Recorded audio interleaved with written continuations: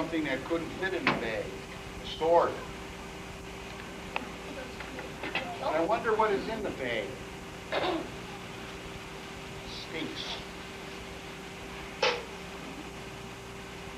An onion. We'll find out what that has to do with today's story. Today's story is a folk tale from the country of India. Excuse me. The country of Italy. Here's the country of Italy. It's in southern Europe. It's that country that is shaped like a boot. You can see the toe and the heel. Southern Europe. Here's a close-up picture. And you can see Italy is shaped like a boot. It's surrounded by water. This is the Adriatic Sea. Today's story originates in the town of Barletta. Here's Barletta. Barletta is a quiet little town in southern Italy on the Adriatic Sea. Not too many people come to visit Barletta. There's really nothing there. There's a church called the Church of San Sepolcro. And in front of that church is the most famous thing in the town of Barletta. It's a huge, gigantic statue. And it stands right in the courtyard in front of the church. Nobody knows how the statue got there, what it's supposed to be when it came. It's a statue of a giant boy.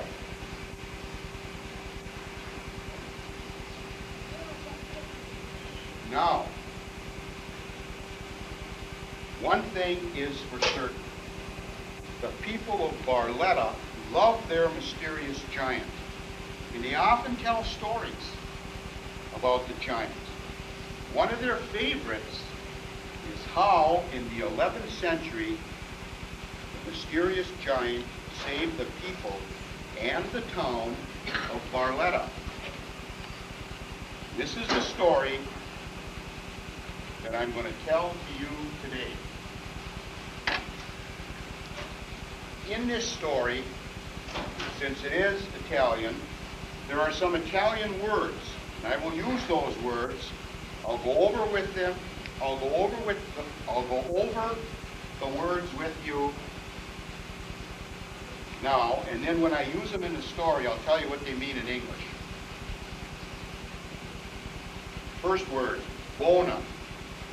Bona means good. Notte means night. Colossal means big, huge. So if I were to say bona notte colosso, that means good night, big one. Fortuna means fortune. Good luck. Bona fortuna means good fortune, good luck. Minusculi means small. Deboli means weakling. Cibella festa means let's have a party. Grazie means thank you. Also, in this story, one of the main characters is an old Italian woman. Now, this woman is very old, and when I read the story, it reminds me of my old Italian grandmother who lived to be well into her 80s. Old Italian women have a special way of talking. They use their hands a lot, and they talk like in the broken English.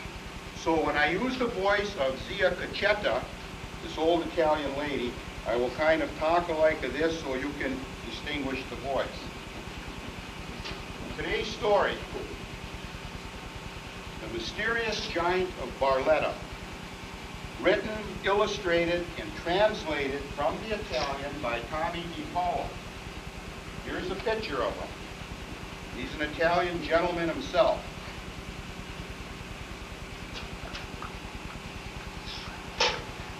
In the town of Barletta, on the Adriatic Sea, country of Italy, there's a church. The church is called the Church of San Sepolcro. In front of that church stands that giant statue, a huge statue of a boy. Nobody knows what it's supposed to represent, how long it's been there, where it came from. Even Zia Cacetta, the oldest woman in the town of Barletta, doesn't know how long it's been there. She would always say to people, now Zia Cacetta lived in the square right across from the statue. She would always say to people, every morning, when I look out of my window, I see Colosso. Every night, when I look out of my window, I see Colosso.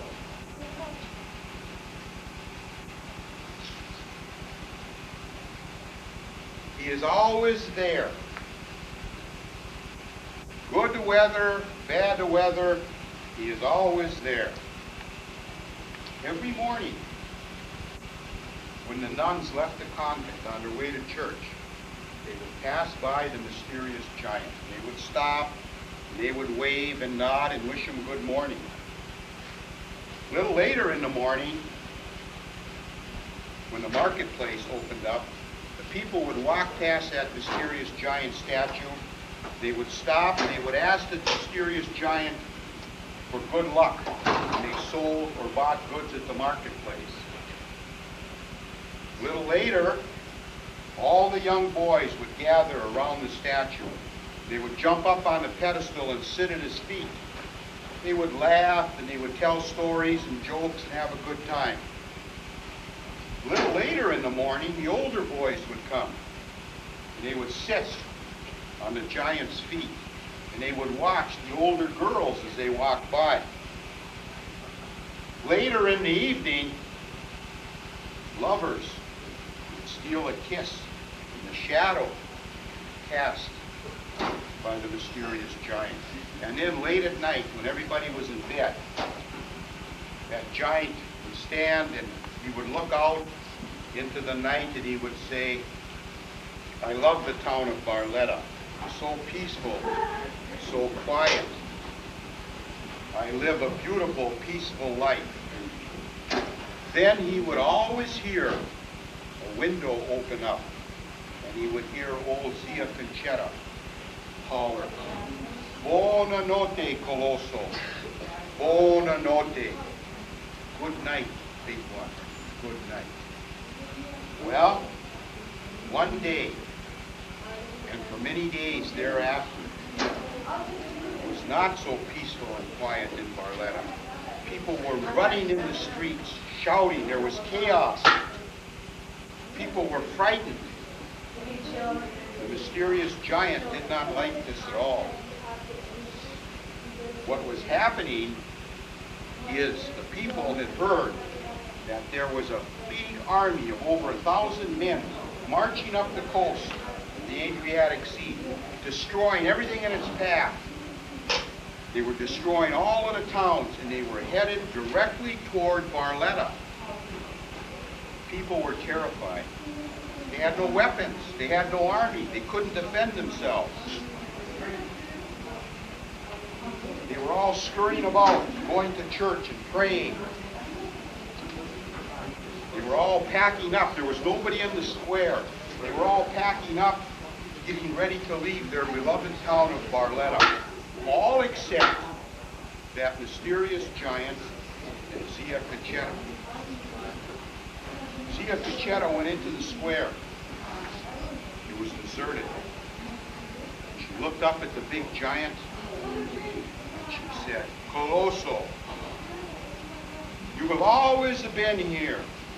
I love you, Colosso. The people of Barletta love you, Colosso. And I know that you love the people of Barletta. There must be something that you can do to help us with this army. And she kind of noticed, she thought she saw that mysterious giant nod his head. So she stepped back and she motioned. Come on down here, Colosso. Let's come up with a plan. You know what? The giant moved. He stepped down off of that pedestal. He started to walk. The ground shook. He went over to Zia Cachetta. Together, they came up with a plan. Zia said, that's a good plan, Colosso. That's a good plan. The mysterious giant jumped back up on his pedestal and he stood there. Zia went to the center of the square, motioned and called to the townspeople. And as they all came into the square, when everybody was there, Zia said, people of Barletta, I have some news for you. Colosso here has agreed to go out and face the army all by himself. But there are 3 things that you must do. One, somebody go out, bring to me the biggest onion you can find. Duo. 2, you must hide. Everybody must hide. Hide in your houses, hide under your bed, hide in your cellars, but you must hide. 3, don't ask any questions. You must trust. Also, you must trust me. Everybody ran to hide. Zia Cachetta took that onion, she cut it in half, she motioned for the mysterious giant. The mysterious giant came down, she gave him the onion, took a half in each hand. Zia looked at him and said, Buona fortuna, Colosso, buona fortuna. Good luck, good luck. The mysterious giant started walking outside of town. He walked for about 3 miles when he went up a hill. He sat down right in the middle of that hill. He took those 2 onion halves, put them in his eyes. And of course, you know what happened? Tears, huge tears started to run down his cheeks. What a sight. That army saw when he came marching up that hill. As he got a little closer, the captain turned to his lieutenants and he said, my God, what in the world is that? It's a giant boy. That's the biggest boy I've ever seen in my life. And the captain said, yeah, I've never seen a boy so big, but it looks like he's crying. So the army, the captain, and lieutenant, they got up close. The captain goes up to the mysterious giant and he says, we are marching to the town of Barletta to destroy it. Is that why you are crying? The mysterious giant said, no, I am crying because I'm so tiny, I'm so small, I'm so weak. All the other boys my age, big, they make fun of me. They call me Misculi, small. They call me Giboli, the weakling. They won't choose me. on their sides when they play games because they're afraid I'm so small and so weak that they might hurt me. Well, the captain looked at the lieutenant and they looked at the army, and you know what they were thinking? If this boy, the biggest boy they've ever seen, a giant, was so small and weak compared to the other boys his age in the town, they were thinking, what do the adults look like?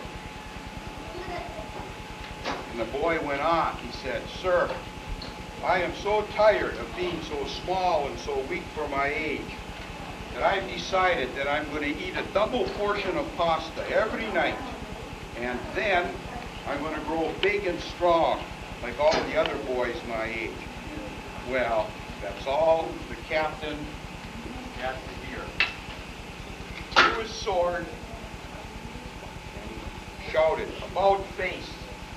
The entire army turned around and they ran in the opposite direction from the town of Barletta. And a mysterious giant took those onion halves, threw them on the ground, kind of smiled, went back to Barletta. He got back up on his pedestal. Zia Cachetta happened to be looking out of her window. She saw that the mysterious giant had returned. She walked down into the square and she looked up at the mysterious giant statue. The giant kind of winked. So Zia went to the center of the square, called all the people together. And then she said, "People of Barletta, we have a miracle. A miracle. Colosso here has frightened away the army. They are gone forever. We are safe." And then she said, "Che bella festa. Let's have a party." So they did. Everybody had fun. There was dancing, singing, and games. Then at night, everybody got tired and went to bed. The mysterious giant, as he has always done, sat there, looked out, and he said, "What a beautiful night. What a peaceful evening. I love the town of Barletta." All the doves came, circled around his head, nestled in his neck and shoulders. Ooh. Then the giant heard the window open, and he heard Zia Cachetta holler, "Buonanotte, Colosso. Buonanotte. Good night, big one. Good night." And then she said, "Grazie, grazie. Thank you, thank you." To this day, the town of Barletta, southern Italy, on the Adriatic coast, is still a quiet, little, peaceful town. The statue of the mysterious giant is still standing in front of the church at San Sepolcro. You have 5 minutes.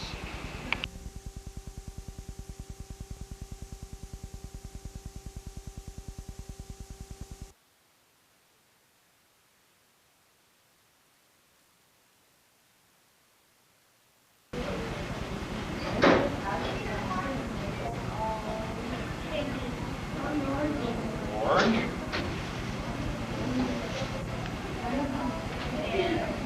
Here. Uh-oh.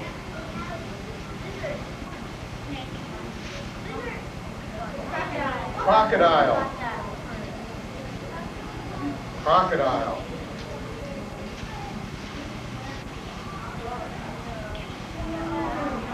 A water cow. Water buffalo. Wonder what all of this has to do with today's story. A water buffalo, a crocodile, a stick, and some fruit. Let's find out. You remember, a couple months ago I told you a story, Concho in the Lime Pit. Remember that story? This is another Concho story. Today's story is Concho's war with the crocodile. You remember remember, this is an Indonesian folktale. Kancil is a little bitty character, the size of a mouse.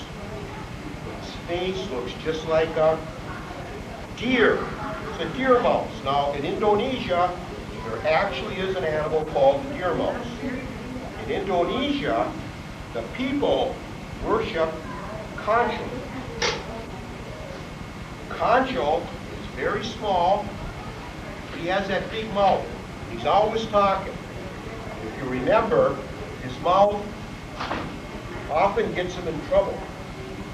But on the other hand, his mouth often gets him out of trouble because he is such a fast talker and he's very smart.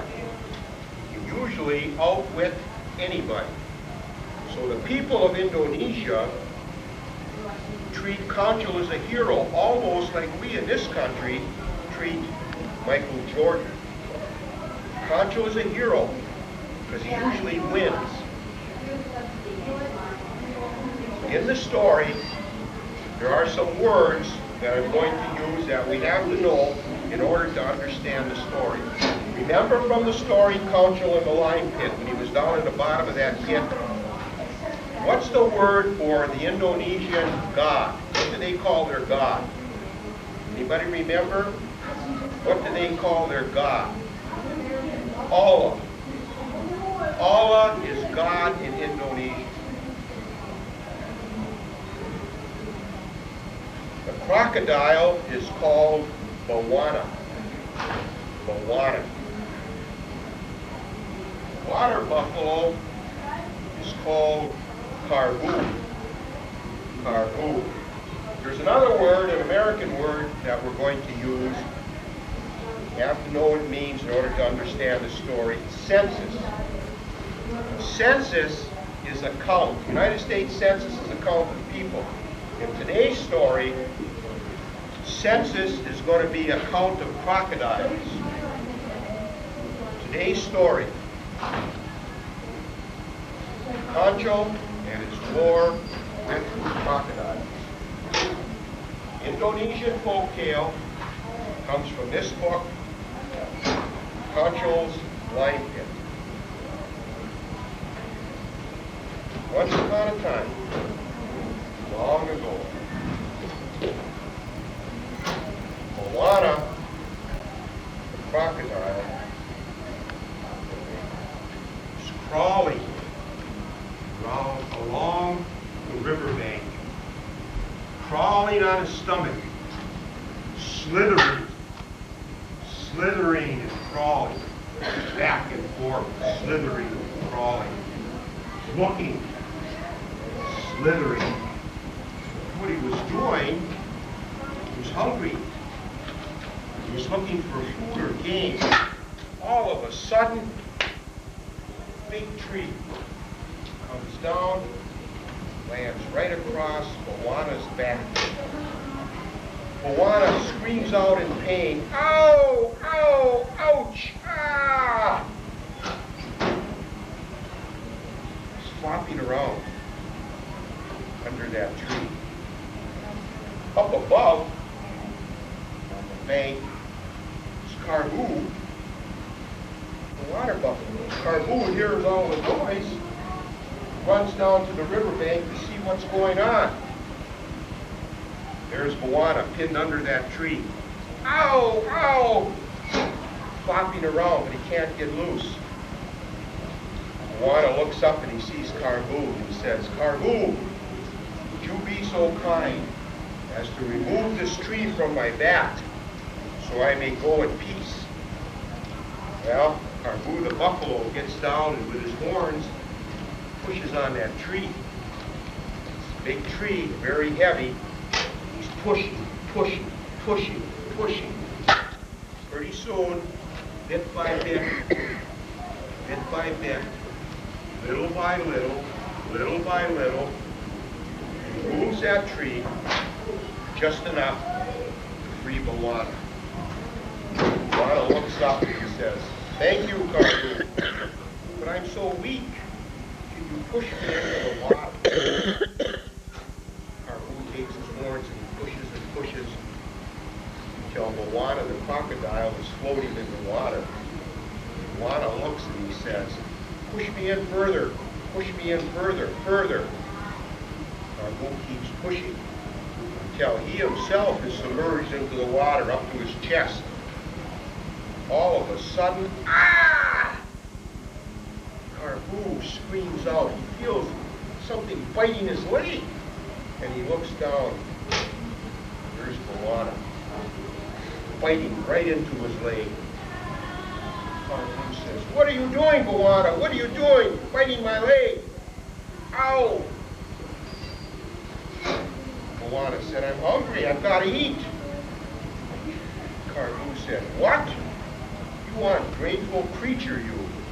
I saved your life. I took that tree off of your back. Now you're going to reward me by trying to eat me? No, no, no." Caribou was screaming, "You can't eat me. I saved your life." Up on top of the riverbank, there's little Concho walking along. And he hears all this racket. So he runs down, being as inquisitive as he is, runs down to the riverbank and he looks. And he says, "What's going on here? What's all the racket?"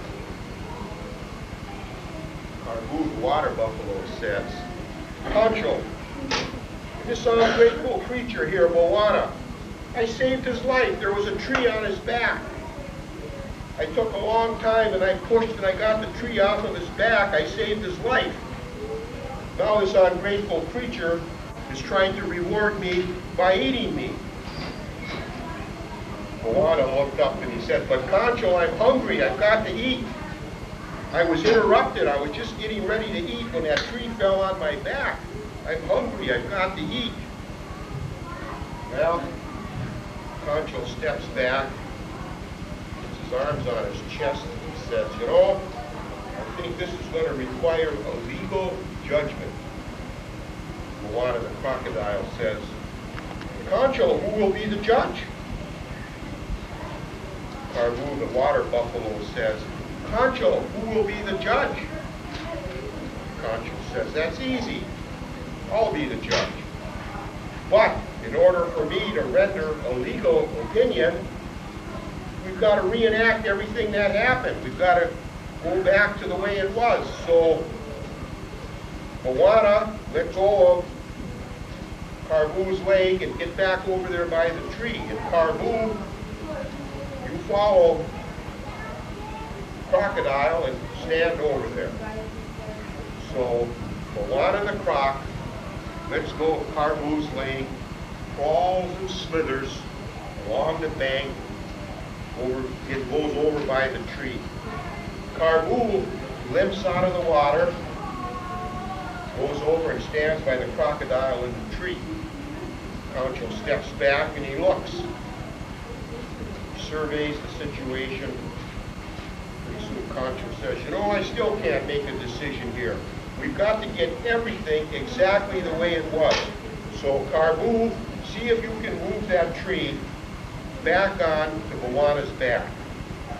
Caribou the buffalo gets down and with his horns again he pushes and pushes and pushes and pushes and pushes. Pretty soon he's got that tree back on Moana's back. Concho steps back, goes like this again, and he says to Moana, "Moana, is this the way it was?" Moana says, "Yes, Concho, this is exactly the way it was." And Concho goes over and he looks at Caribou, and he says, "Caribou, is this the way it was?" Caribou looks up at Concho and he says, "Yes, Concho, this is exactly the way it was." Concho steps back, rubs his chin, and he looks over the situation. He goes over and he talks directly to Moana the crocodile. He says, "Moana, you're an ungrateful, faithless creature. Caribou the buffalo saved your life. He took that tree off your back and he saved your life. I think he was a fool to do so. But if he wants, he can take the tree off your back again." "Oh, no, no, sir," said Caribou. "I will not help this ungrateful creature one more time." Concho and Caribou turn around and they start to walk away. There's Moana flapping under that tree, can't get loose. Moana hollers out, "Treacherous Concho! Treacherous Concho! You tricked me, Concho! You tricked me! You made me look stupid! In the name of crocodiles everywhere, I declare war on Concho." Concho turns around and he looks and he says, "Moana, you're in no position to declare war on anyone." So Concho and Moana turn around and they walk away.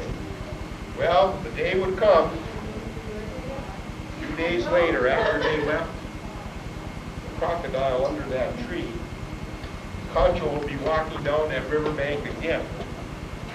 As he's walking, Concho smells something. Mouth starts to water. Smell of fruit.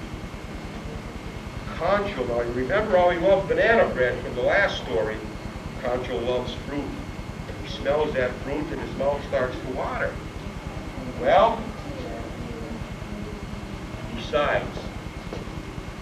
The smell is coming from across the river. Now, how is Concho going to get across the river? He's thinking. He's thinking. Goes down to the riverbank. Puts his little foot into the shallow water.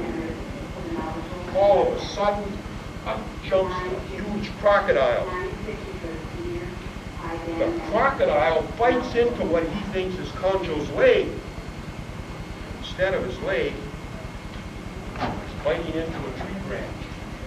Concho, being as smart as he is, screams in pain, "Ah! You're biting my leg!" Crocodile pulls harder. Concho, being as smart as he is, says, "Pull me in any further, you're going to drown me." Guess what? That crocodile pulls harder and harder. Concho jumps out of the water, runs down the riverbank. As he's running, his little legs, he smells that fruit again coming from across the water. His mouth is watering. He's drooling. Nose is running. He's got to get over, get some of the fruit. He sees another crossing. He goes down by the river. This time he's a little more careful. He looks first. Puts his little foot in the water and he looks. And he sees a big black object floating. Concho, remember, is pretty smart. He thinks, it could be a crocodile.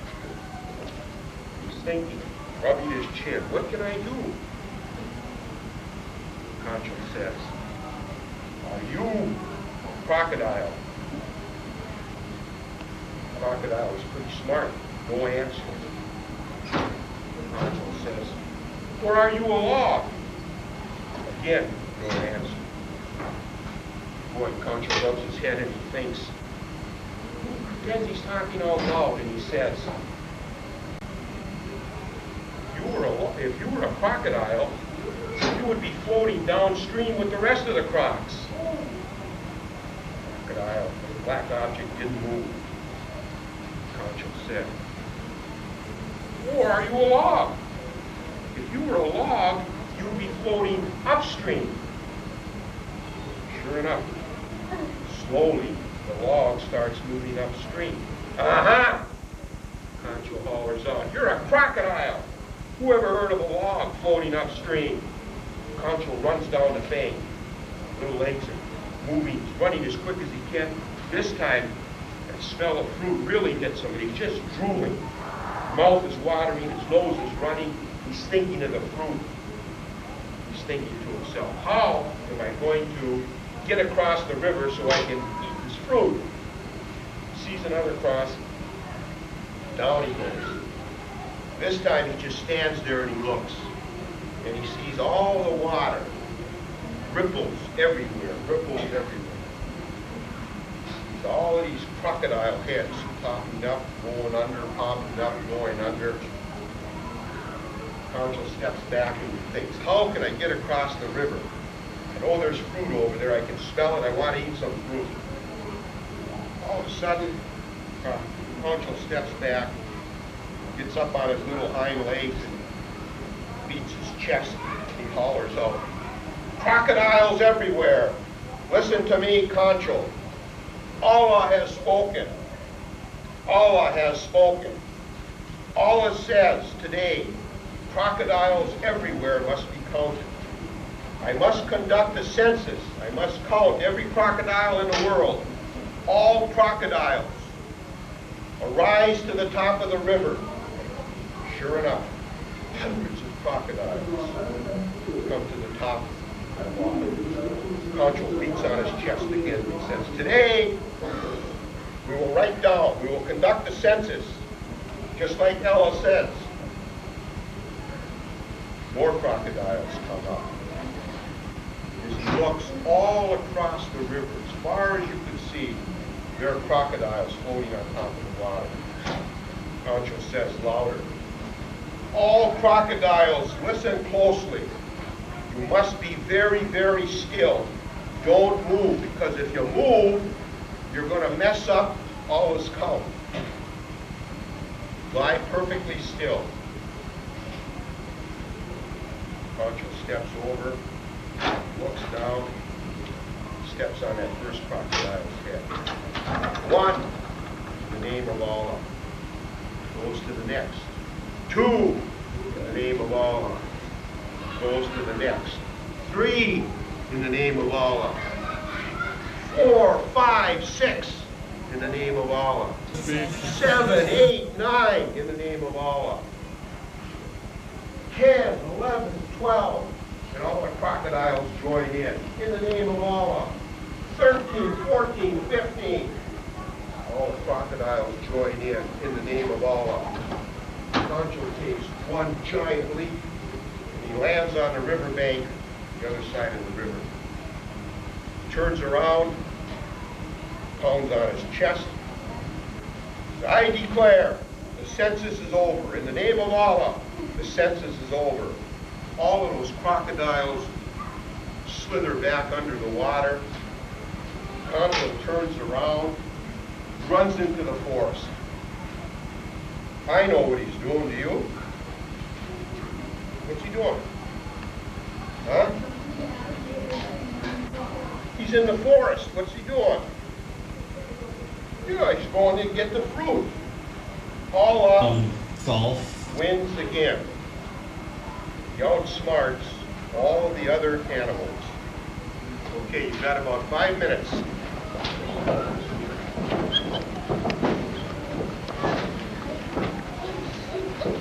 I still have one more week.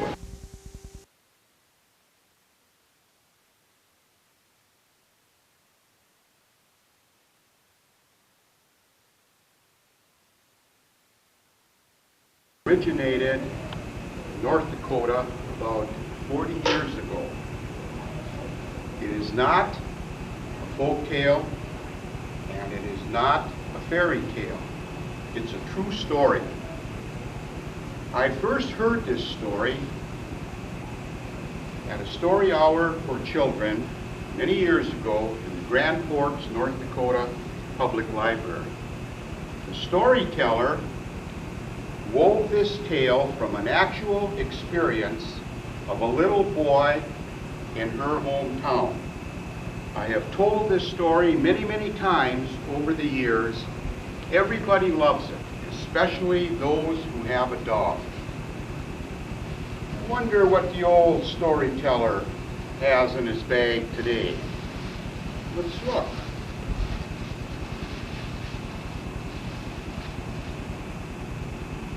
Little white furry puppy.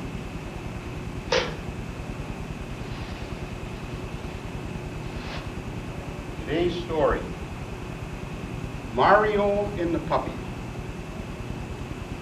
Little Mario wanted a puppy so bad. That's all he could ever think about.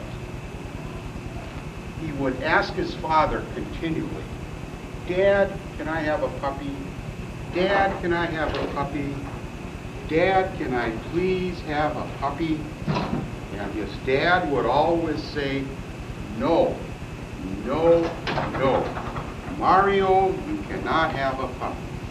Little Mario wanted that puppy so bad, he was persistent. He would beg and he would plead with his father, Dad, please, I want a puppy. Can I have a puppy? His dad would always say, no, I told you before. No, no, 1,000 times no, you can't have a puppy. And then Mario would say, but Dad, because of my condition, the other boys don't want to play with me. I can't keep up to them. I have nobody to play with. I need a dog, a little puppy, so I have somebody to play with. And then his dad would say, Mario, I told you before, because of your condition, you shouldn't even try to keep up with the other boys. You're only going to hurt yourself. And then Mario would say, see, Dad, I have nobody to play with. That's why I need a puppy. Please, please, can I have a puppy? One day, Mario's father agreed. They went to the pound, the dog pound, the animal shelter. Oh, Mario was so happy when they got to the shelter. Mario's dad said to the pound master, my son Mario here wants a puppy. What do you have? The pound master went to the back room and came out with 5 little white fur balls. Those little puppies were all running, jumping up and down, running round and around, wagging their tails back and forth. They were so happy, all but one, the runt of the litter, the smallest one in the litter, went off into the corner, just sat there all by himself. He wasn't moving. His tail wasn't even wagging. He just sat there with a sad, sad look on his face. That look was so sad, it was as if he knew what was going on. His head was bowed, he was looking at the floor, no smile on his face. He was so sad, it was almost as if he knew that he would not be chosen by Mario or by anybody else. The look was so sad, it was almost as if he knew that he would soon have to be put to sleep. The look was so sad, it was as if the little puppy had accepted his fate. Mario went over and he looked at all the puppies and he looked at that little sad puppy in the corner and he went up to the pound master and he said, "What's the matter with that little guy over there? The sad one, with the sad look on his face." And the pound master said, "That poor little puppy, he has a bad leg, can hardly walk, he limps." Mario went over and he picked up that puppy, and you know what? The sad look disappeared from the puppy's face. A little smile came upon his face. As Mario held that little puppy, the puppy was kissing him and licking him all over the face. Mario put that puppy down and he went over to the pound master and father and he said, "That's the one I want. That's the guy I want, that little guy right there." The pound master was just surprised. He said, "Are you sure, Mario? That poor little thing has got such a bad leg. He'll never be able to run with you and keep up with you and play with you like all these other little puppies would. He can hardly walk." Mario went over to a chair and pulled up his pants leg. And his leg had a big brace on it that was badly deformed. And he explained to the pound master, he said, "See, I've got a bad leg. I have trouble walking. I can't keep up with the other boys either. The puppy is like me. He needs somebody who will understand him, somebody who will play with him gently, be his friend, somebody who will take care of him, will be good for each other. His father nodded. Houndmaster agreed. Mario picked up that puppy, and by now that puppy was so happy he was kissing Mario and licking his face. Mario carried that puppy home. You know what? They lived happily ever after for many, many, many years.